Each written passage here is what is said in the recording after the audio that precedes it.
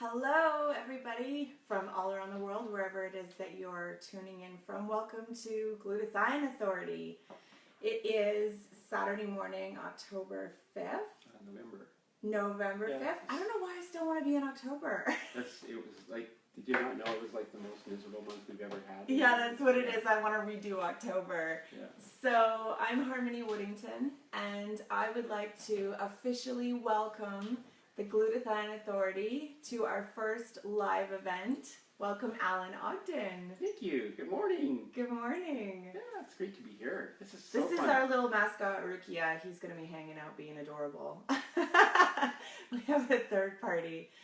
So our intention essentially today is to support you guys in being able to educate about glutathione, particularly Vera, and the glutathione, how it works in the body. So we have lots of questions that I've kind of brainstormed that I'd like to ask the Glutathione Authority to give you information in case you haven't prepared any yourself. But if you do have any questions that you would like to ask him, just send a message. I'm monitoring our Facebook page right now. So just send us in a message. I'll see it pop up and I'll let him know that there's a question that's come in. And you can ask him, and he will definitely answer it for you. I will. I will do my best. I will do all I can. I've had my, shot this morning, so I should be like really smart. People don't realize, like, when you take active glutathione, it goes to your brain within just a few minutes. That's actually a really good thing to note. Actually, how long does it take for your body to produce glutathione once you've gotten the precursor amino acids in the body?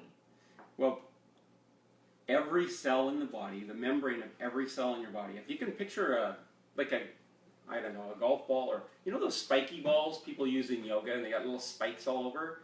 That's actually what the membrane of a cell looks like. So it has these little spikes or antennas all over it.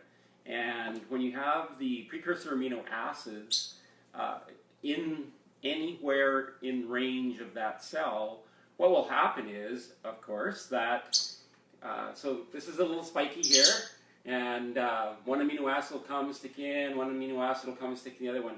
As long as they're in the right proportion, boom, your body instantly, every cell, all 70 trillion of your cells, genetically programmed to make glutathione.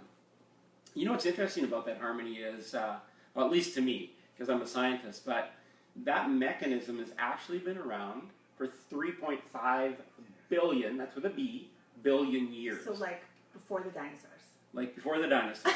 Before the dinosaurs, yes. It's so interesting when you start looking at, I was looking up the history of glutathione, and I was talking to this really eminent, knowledgeable doctor, Dr. Albert B. Crum, probably one of the most educated men on glutathione on the planet, and he was telling me that what's really interesting about, we needed something to protect our cells internally, because as we are using food, as we're metabolizing things in each individual cell, you can imagine each individual cell as an organism on its own.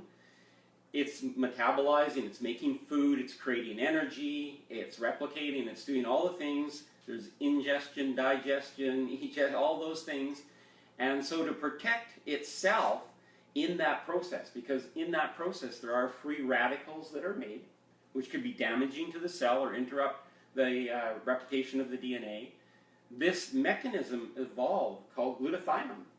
And so it's been with us ever since the beginning of time, the first cellular protective mechanism known, and it continues to evolve with us. There's some tremendously exciting research coming out about how now, of course, we just had Zika virus come out. We had H1N1 a few years ago. We've had Ebola, those things.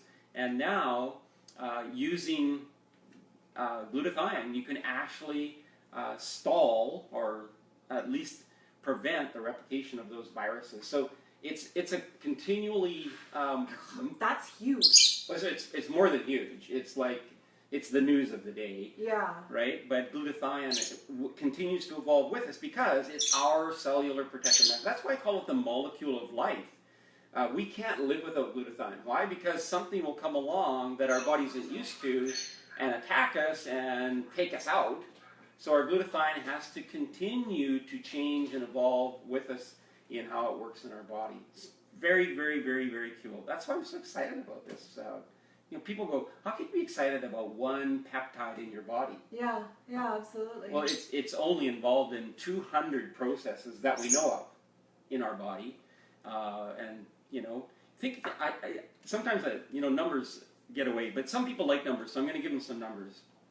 There's like 400 billion chemical reactions in your cells that are going on. 100,000 a second. 100,000 chemical reactions a second. So, multiply that out over a minute, multiply that out over an hour, multiply that out over a day, then multiply that out over just the lifetime of a blood cell, red blood cell, which is about 3 to 4 months. Like, huge amount of activity. And the thing that keeps that protected is glutathione. Yeah, that's amazing. Right? This is just amazing. Yeah. It's simply stunning, really, when you think about it. So one of the questions that I have that I think would be really great for everybody to know is what are the precursor amino acids that allow the body to produce glutathione? So there's 3 amino acids that are necessary. First one is glutamine. And glutamine is a ubiquitous. We don't have to worry about, am I getting enough glutamine? It's in literally every food we eat. It's just ubiquitous in our diet. We don't have to worry about getting that one. The next one is glycine, and glycine is also very, very abundant in our food supply. However, it's most abundant in things like collagen protein. Remember years ago people used to take gelatin capsules? Yeah. They were sort of a vanity thing. God, I need to grow my nails or my hair. And I remember when I first had my drugstore, we would sell these little containers, plastic containers made of gelatin. Yeah. Or gelatin containers with gelatin capsules. They were pink inside. How cute. No guy in his right mind would ever be caught dead buying one. But, so, that was back years and years ago. But collagen protein, very rich in glycine. 1/3 of collagen protein is actually glycine. So glutamine, abundant in our food. Glycine, particularly abundant in collagen protein. And then there's this one amino acid called cysteine. And there's 2 forms of that. And this is where people get really... Do you have a stutter, Alan? Yeah, I know. It sounds cysteine. Well, you have to say it like that because there's 2 forms of this, right? And people... We're generally pretty lazy with the English language. True. So people call it cysteine. Not particularly the English. Oh my goodness, when I was there, their English is horrible. Yeah, you can't understand them. Anyway, so we have to say cysteine, so cysteine.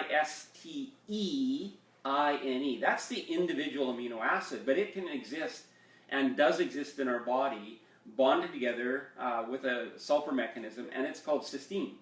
So you can see how people will say cysteine, and they're actually meaning something completely different than cysteine. Wow. So think of food. Everything is rich. Pretty much everything is rich in cysteine. Okay. So, people will do an asparagus diet, particularly when they have a chronic illness or they have cancer. They'll do something like an asparagus diet, or they'll eat lots of broccoli, kale. They'll eat lots of greens because greens are not only rich in minerals and other nutrients, but they're rich in this amino acid cysteine. And so you would think, logically, well, if we eat those things, we're going to get that amino acid. Yeah. Unfortunately, the human body doesn't have the ability to absorb cysteine. Oh, wow. So that's why it's so important to get these 2 molecules identified. Cysteine, cysteine, the individual amino acid, is either used by the bacterial flora, because we have about 70 trillion cells in a healthy intestinal tract. We should have about 70 billion cells, about 7 pounds of bacteria we pack around with us every day where we go. All right, good to know. Yeah, so those people that are using Purex on your Do hand... I need that? Because that's 7 pounds I could lose. No, unfortunately, people try. We live in this age where we're trying to eliminate every bacteria on every surface of things, and people don't understand that actually about 10% of our body mass is, 7 pounds. It could be 10% of our body mass, but a great percentage of our body mass is this bacteria, but it holds a lot of our DNA information. Maybe up to 90% of our DNA information is actually stored in bacteria. So, you know, I sometimes get a kick out of when I watch people and they're rubbing down every surface on, and I think about their gut, right? And we need to have really good bacteria in our gut to digest our food, to keep us healthy. About 70% of our immune system actually originates from our gut as well. Yeah. So that's why it's really important to get these molecules separated in people's minds. Cysteine, the E-I-N-E molecule. Say cysteine with a stutter and you've got it right. You got it. That's right. Cysteine. Something like that. Anyway, you can't absorb that. So you can drink all the asparagus juice you want. You can eat all the broccoli. Wow. And to get enough to impact your immune system, literally you would have to eat a wheelbarrow full of broccoli. The only thing I want to do that with is chocolate, maybe. Yeah, chocolate. I watch kids. You know, sometimes I watch kids, and it's really interesting to see kids because, well, and even adults, which are just, you know, generally kids with a bigger body. But if you can put a big bowl of potato chips in front of somebody, and they can eat that whole thing. And if you put the same size bowl of vegetables, nobody's ever going to eat that, right? So we're not going to eat 50 pounds of broccoli. Totally. I remember this one person who was he was at our house and he had never eaten broccoli before. So we served him broccoli and he's looking at it. He's like, "I've never eaten that. What is that? I've never eaten that before." Well, it's broccoli. So he says, "Okay, well, I'll try some because I'm at your house," and he's being really kind. And he eats broccoli and he gets this look on his face and it's like, "Well, you know, what do you think of it?" It tastes like Velcro. Oh, jeez, what does Velcro taste like? I've never even... Yeah, how would you know to compare that to Velcro?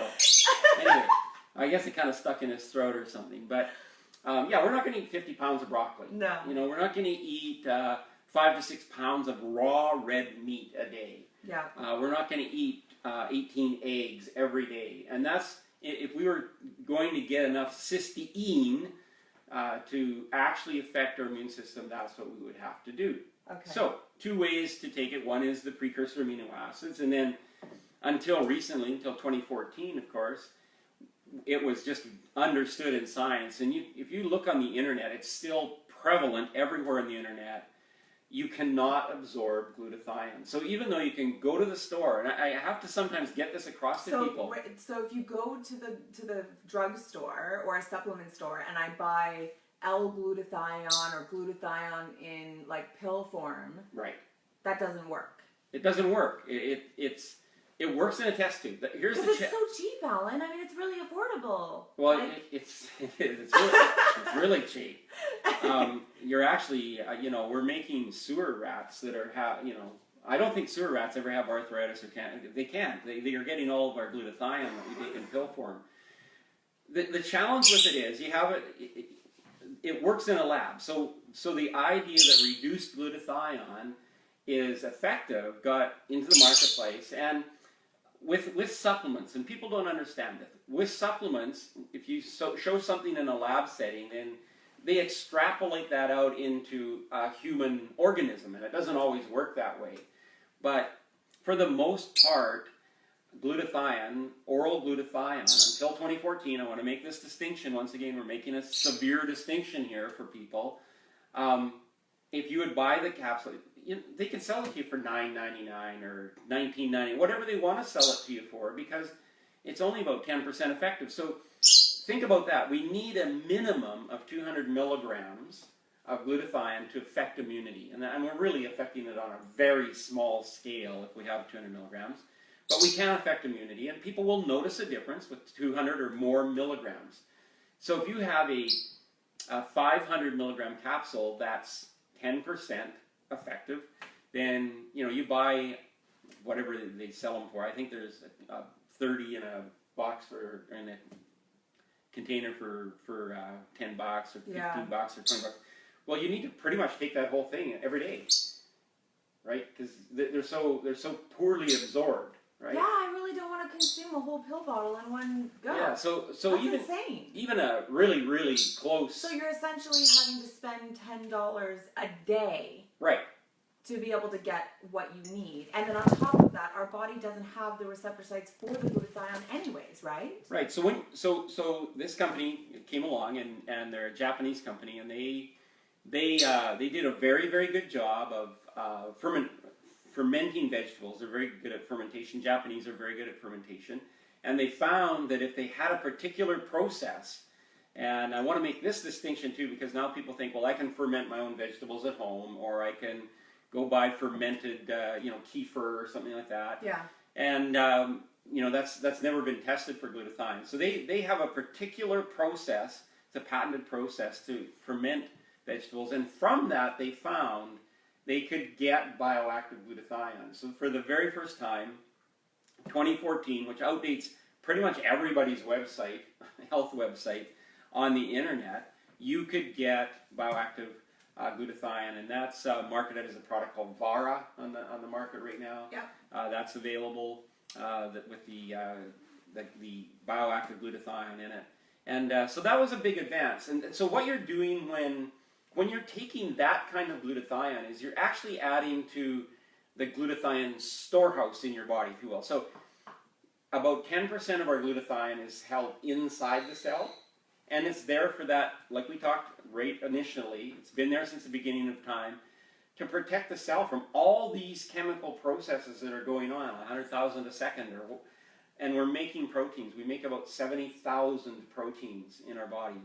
And so we have a lot of chemical activity. We need that instant protection in our body, right at the inside the cell. So about 10% of our glutathione is inside the cell, and then 90% is pooled outside of the cell. Okay. So when we take bioactive glutathione like that, we're actually increasing the overall pool, the overall availability of glutathione, and then the cells will eventually use some of that glutathione. And people will feel an effect from that right away, particularly if they're low in glutathione. So I think of like kids. I love kids in particular, and I just feel so. I have this real deep empathy for kids who are growing up these days. There's so many challenges that they have that were unknown when we were kids, right? When I went to university, which is a few years ago, but when I went to university, we didn't study ADHD, we didn't study autism, we didn't study these illnesses that children are having. And recently one of our very favorite people from the Lower Mainland here had to announce that their 3-year-old son has cancer. Whoa. Yeah, Michael Bublé, right? Oh my gosh. Yeah, Michael Bublé's son. I didn't even know that. Wow. Well, it just came out in the news yesterday, and so these kids are facing challenges like. We just didn't hear about it when I was studying. No. We didn't hear about it when I was a kid. I never knew. Hi, Lucia. I never ever knew. I don't think an autistic child when I was a kid. Yeah. Right. We had, anyways. We're being challenged, and when we look at sort of the broad scope, I'm just going to like a broad picture. What we look at, what science is finding out is that as a human sort of species, we're at this moment in time when we're struggling to survive because our glutathione is being challenged in so many ways. Oh, absolutely. Right? Yeah. The stress at work, the stress at school, just the stress of growing up, not feeling good enough, not achieving like your, some kid next door. There's just so much more stress, I think, in a lot of ways. Then we have just toxic stress. This is something that I love to talk to moms about all the time.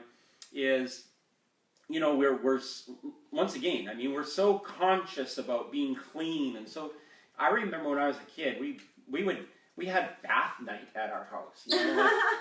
People can't even imagine this these days. I know. Yeah, you're kind of grimacing at that as well, but.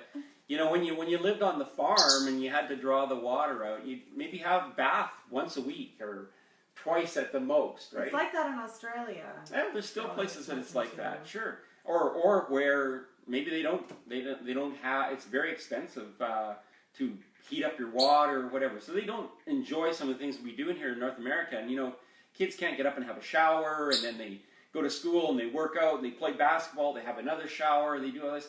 And we don't even think about this, but it's up to every municipality in the world to provide bacteria-free water. Wow. The only way they can do that is with chemicals. Yep. Right? So we add chlorine to the water. We chlorinate our water. We get in, we have a beautiful hot shower with chlorinated water. We release chlorine gas. And so we're challenging our body all the time. Like, and I'm not saying this is a bad thing. I'm just making the point that our bodies are being challenged more today than they've ever been challenged before. You know, we love that new car smell. Yeah. Yeah, it's chemicals. It's chemicals. It's Yeah. chemicals, right? Yeah. People that live in hot climates, we have some really good friends that live in Phoenix. And if anybody that's ever been in Phoenix, it's really, it can get really warm there. I remember that's the hottest place I've ever been was driving from Las Vegas to Phoenix. On the thermometer in the car, it said 51 degrees Celsius. So people, if you're not, you go online. I don't even know what that feels like, but anybody that lives in a place that hot, I'm sure you know. Yeah, so 51 Celsius. I can't do the conversion to Fahrenheit right now. I just know it's hot. Like, that's really hot. Over 100 and something. Yeah. And so just think about your car. It's sitting out there. It's enclosed. So there's no way for that heat to escape. And cars can get so hot inside. And all of that material inside of your car is made from petroleum products. And it's giving off, it's melting. It's literally melting. So you open up the car door, you get this big blast of heat and chemicals out of that. So then we turn on our air conditioner, right? Which... Rob Bell, Scott's saying 124 Fahrenheit. Rob Bell's saying 123 Fahrenheit. Thanks, Rob. Thanks, Rob and Scott. Yeah, well, it's hot. That's all it is. It's hot. Actually, what happened is it was so hot, and our son was sitting in the back. He's like, he rolled down the window in the car, electric window. He's like, wow, that's like turning on a hairdryer. He put it back up. But it's really hot. So you think about our vehicle sitting that, where we live here in Canada, not so much on the west coast, but, back in the prairies, our cars would get down to, minus 40 below. They would be frozen solid, brick of ice. And then we get in, of course, we'd warm them up, or we'd have automatic car starters so we can warm them up. We warm them up to a comfortable temperature of, 24, 25, 75 degrees Fahrenheit, something like that. And so, just think about the changes in just that environment. And how many hours do people spend in their vehicle? Yeah. Just in their vehicle. Like, so those are things we just don't think about. We think about our home, keeping our home clean, and we can put a few non-toxic chemicals around our home. I'm all for that. But, we're just exposed to tons and tons of stuff that we have never been. So my point to that long dissertation was, in case you thought I forgot. He gets on a tangent. He's passionate, in case you haven't noticed. Yes. My whole point to that is, people say to me all the time, well, how do I know if I need glutathione? Yeah. Are you alive? Yeah, right? Essentially, if you are alive... If you're breathing. The chances of you having challenged glutathione are extremely, extremely high. I would say, Rob says 123.8 Fahrenheit technically, so he's being very specific for us. Thank you, Rob. Yeah, it's regardless, it's hot. I don't know if I would notice that point too. Right? Anyway, it's really hot. So you just think about. He's got a question, by the way. Okay. Is it going to take me off my roll? I haven't made my. Maybe we should take him off his roll. I haven't made my point. Okay, make your point, and then Rob Bell has a question he's waiting to get answered when you're ready. So my point is this: people will say this to me all the time. Oh, well, it's really not that important, and if I'm going to sell weight loss products, or I'm going to do something because that's more important to people, right? Yeah. I get that all the time. Do you have a weight loss capsule, or you have something that'll fix me up really quick? And I'm thinking, like, okay, so that's like putting a Band-Aid on a wound. Like, your glutathione is essentially what is keeping you here on the planet. Yeah. Okay, yeah. So can we talk about something like really important? Yeah, okay? Well, that's like exactly it. Staying on the planet? The weight loss products are just dealing with inflammation, which is just a symptom of other issues going on. So we got to look at the deep root cause, like what actually giving your body its defense system, right? Yeah. So glutathione is ultimately, I'm just going to say this. Ultimately, the final apoptosis, that's cell death. Apoptosis. Apoptosis, yeah, cell death. You guys say that? Apoptosis. Apoptosis. Apoptosis. It's like being clueless. That's how I sound right now. Apoptosis. Anyway, cell death, ultimate cell death. So when we pass away, it's just a failure of our immune system. We literally our immune system is overwhelmed. People will say, well, they died of cancer, they died of heart disease, they died of this. No, they died because their immune system was completely overwhelmed. It got to that point where the cells could not survive. Yeah. Right? And there's a great doctor in the United States, Dr. Ben Johnson. He's very famous, MD. Does a lot of training, does a lot of talking. He says, listen, the best we can do, a lot of things. The best we can do is maybe help your body by 70%, but ultimately it's your immune system that's going to keep you on the planet. Yeah. You can be overweight and still fit. You can be a lot of things, but we cannot live without glutathione. So that's why I'm so passionate about it. Me too. All right. Somebody why I'm at this table. So Rob Bell is asking, if I take glutathione, do I need any other supplement? It's a great question. If you could only take one supplement, I would certainly supplement my glutathione because, and here's a big... But he's not saying if you could only take one. He's saying if I take it, do I need to take any other? Oh, possibly, because I don't know that total diet that people eat. I don't know, right?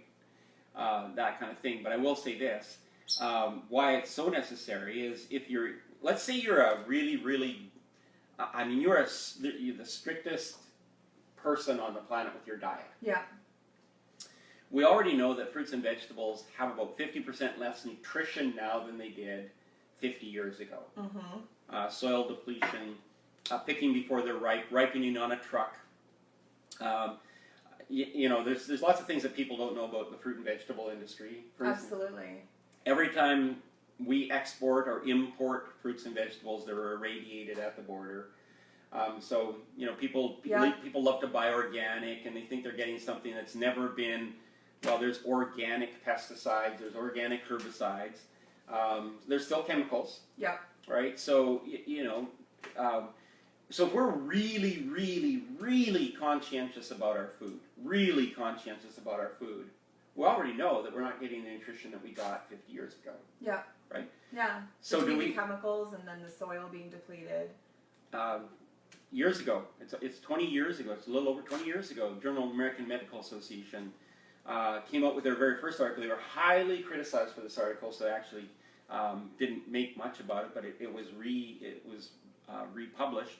But they said way back about 20 years ago, everyone should take at a minimum a daily multivitamin, multi-mineral supplement. So that was a big step for the American, Journal of American Medical Association. In all reality, if you're taking Vera, you're covering all of your bases, are you not? It is a multivitamin, multi-mineral, and glutathione formula. I want to make this point, though, that depending on people's... Supplementation should be exactly that. Supplementation is to make up for something that we're not getting or that we're using a lot of because of our lifestyle. So one of my favorite people to talk to is athletes. Athletes, generally speaking, are really good about their food. They can be OCD about their food. They eat for fuel. Yeah. They weigh their food. They measure their food. All these things they do with food. Their protein, their carbohydrates, but they're not measuring their vitamin C, their vitamin E, their macrominerals, their microminerals. No, they're not. They're not, because it's just, It's those of us who've been brainwashed through a diet plan to do that, right? Right? So, yeah. Well, and even people in diets, they're weighing out their food, but they're not looking at it from the point of view of how good is this for me from, the real nutritional value of that food. Yeah. In essence, we're looking at it from a caloric value, or one of my favorite things is when people do an elimination diet. So they eliminate whole classes of food. I'm not going to eat dairy. I'm not going to eat this. I'm not going to eat that. I'm not going to eat that. And of course, your body will lose weight. Why wouldn't it? Right? And you take 3 classes of food out of your diet, it's going to cause a change in your body. And I personally choose not to live that way. I don't want to be one of those people that can't eat this, can't eat that. I don't eat this, I don't. It's not, it doesn't have to be an exclusive diet. It's not about focusing what not to eat. It's about focusing on what nutrients you need and getting that. Yeah, so you're shifting to the positive. Yeah, that's right. So we don't measure. So if I'm an athlete, and I'm one of the things that athletes do, number one, a lot of free radical stress in their body. Yeah. If they're working out really, really hard, you think about what's an athlete trying to do? They're trying to get stronger. They're trying to get more energetic. Increase their endurance. All of those things take... And recovery time. Recovery. That's huge. All those things take the breakdown of muscle, the rebuild of muscle, the rebuild of tissue, mitochondria to increase energy. And all of that happens with the assistance of glutathione. So if you're an athlete, you should be, for sure. And then you need your vitamin C, you need your B vitamins, you need all these things that... B vitamins are involved in every energy-producing process in our body. Darren, who's online right now, hi Darren, can totally attest to this because he's used the products and he knows exactly how important it is for an athlete and their recovery. Yeah, yes, and recovery time. That's one thing that people will notice if they're an athlete and they haven't taken glutathione before. If they start taking something that's really good at raising their glutathione level, they will notice their recovery times will change significantly. Gina, thank you so much. We're going to be putting it up on all of the VSI pages and everything like that. She just commented and said she has to stop watching the video. We'll make sure that everybody gets to watch this for the people who weren't able to come live. So thanks for the comment, Gina. Hi, Gina. Bye. Yeah, we shouldn't probably go much longer. We've been about half an hour or so. So we can maybe make a couple more comments or answer a couple. Is there questions? Rick Hagar came online and made a comment. So hi, Rick Hagar. Hey, Thank Rick. you so much for supporting the video and for coming and saying hello. John Buswood, thank you so much for coming and making a comment and saying hi. There's been lots of love and comments, and I really appreciate everybody who's come on. And if you want us to say your name, put a little like or comment in there. And if you have any particular questions or anything like that for the Glutathione Authority, feel free to ask, and I'll make sure that the question gets to him as well. Oh, Brenda, hi! So while you're doing that, while you're having your social event over there, gotta make sure everybody gets a little bit of love. Everybody needs love. That's true. I'm just gonna kind of wrap up with this. This is something that I think is really critical for people to understand. Their doctor, their pharmacist, their chiropractor, their medical profession, their naturopath, all of those people, at some point... Go ahead. Rob loves your shirt. Oh, thanks, Rob. At some point learned about glutathione, and what they were told was this. Because medical textbooks, even great naturopathic, they haven't updated yet. They were told your liver makes it. You can't supplement with it. You don't need to. Your liver makes it, and so you can't. How am I going to say this? That's essentially the. So if you're thinking, should I take this? Should I run it past my doctor? Should I run it past my chiropractor? Should I run it past my naturopath or whatever? The chances are they're going to look at you rather blankly. Yeah. Right? Because, and really essentially until recently, the only way to get glutathione, they would do it by injection or inhalation, or they would make it up and use it at the time. Or nobody really understood the science that was going on behind the scenes to prove that precursor amino acids, that citric glutathione in the Vera product, that those had been made available, right? So, listen, I've been in that profession. When I was practicing, I would get 30 medical journals a month. I had my continuing education to do. You have your clients, you have your business to run. Yeah. You're busy. So, I mean, like the chances of them saying, I sat down or I went to a weekend and I learned all about glutathione. I was just reading something random. Yeah, it's pretty much zero. And so, it's sort of an unreasonable expectation, and I just had this conversation with my personal physician, which is why I feel really comfortable talking about it. And we were talking about this, and he's like, it's just so difficult for me to keep up with everything that's going on because there is ongoing research that's proving things that I was not taught. Yeah. Right? There's ongoing research that's proving things that I wasn't. And unless you're focused on that, it's just really impossible to keep up. So that's one of the reasons why for Glutathione Authority, it's one of the reasons why I got so passionate about it and educated about it, is that it's something that's so important, it's so critical, it's so effective in people. Now we have the opportunity to bring it to people. And so anyway, that's what I just want to wrap up. I just was thinking about what you said because the whole reason that I'm at this table in the first place with you is because I had an injury. I had a concussion, for those of you who didn't know what I was suffering with at the time. And I was under many doctors' care, including a neurologist who straight up told me, we don't really understand the brain. And he prescribed me a first-generation antidepressant. And I'm like, so why are you prescribing me an antidepressant for a concussion? And he's like, so basically what we're going to do is we're just going to lessen the stimulation to your brain. And I'm like, okay, so let me just translate that for you. You're going to numb me, basically, so that I don't get stimulation, then my brain doesn't hurt. And he's like, well, yeah, kind of. And I'm like, oh, awesome, cool. Yeah, not going to do that.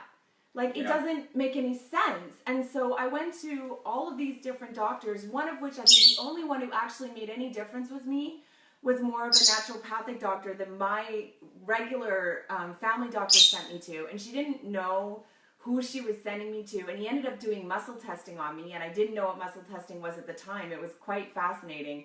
And he ended up realizing that my adrenals were fatigued and used my body to test what it needed.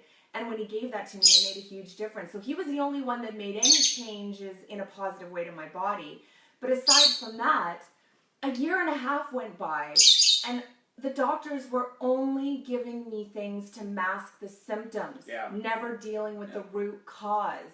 And so I went on a path on my own to basically figure out what my body was composed of. What does my body have when it's in its prime that allows it to be able to recover so quickly?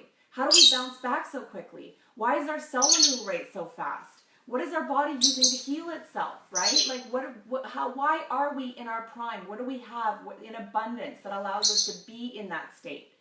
And I knew that obviously being 33 years old at the time when it happened, things were starting to become depleted. So I did the research to learn that, and that's how I ended up becoming friends with Alan in the first place, was because I learned that collagen was one of the integral factors in my body being able to heal itself, right? What's the brain composed of, right? We'll do that next time. We'll do collagen and healing. Exactly. So that was integral. And then, again, going forward, I realized that the body needed glutathione, and then I took that, and those things were what made a huge difference in my body being able to heal itself. But none of that information came to me through the doctors, right? Yeah. And when I went back to my family doctor, and I told her what I was doing, she's like, oh yeah, no, that makes sense. And I'm like, what do you mean that makes sense? How can that make sense? I don't understand why you didn't tell me to do this in the first place. I'm going to answer that question for you. Yeah, please. Because, and we'll just wrap up with this, right? Because most people go to the doctor with, give me something, make it work right now, I got to get to work, I've got to use my brain, I don't have time to be sick. And so in the defense of doctors or the medical profession, they're put in an awkward position of, doc, fix me now, send me home, I just got to get on with life. And people generally are not going to their doctor saying, hey, what's it going to take to make me really healthy again? It's what's it going to take to get me back, get me to work, and they're looking for that quick fix. So anyway, let's wrap up with that. And okay, one more. Sorry. Brenda, can Alan explain how some people fear glutathione as for various reasons with compromised immune systems boosting your immune system?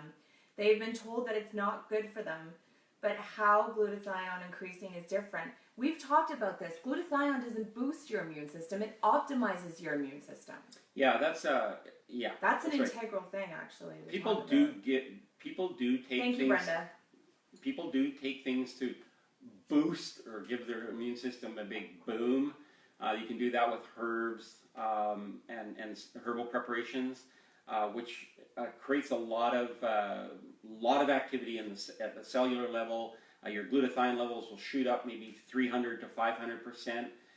There is no indication that that's really beneficial, and it can be damaging. And really, what's missing there for Brenda is it's just lack of data.